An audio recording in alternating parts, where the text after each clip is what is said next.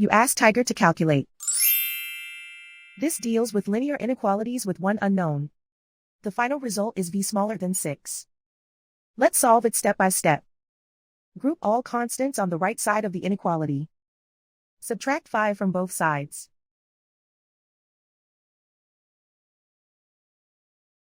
Simplify the arithmetic.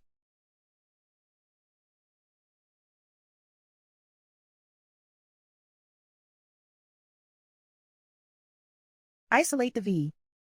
Divide both sides by -2. Whenever you multiply or divide by a negative, reverse the inequality sign.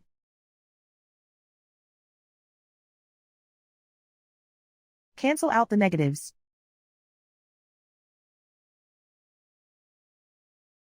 Simplify the fraction.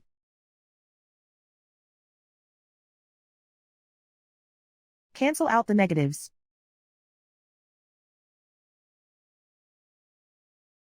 Find the greatest common factor of the numerator and denominator.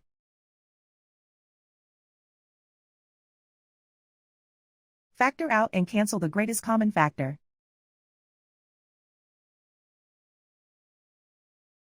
Plot the solution on a coordinate grid.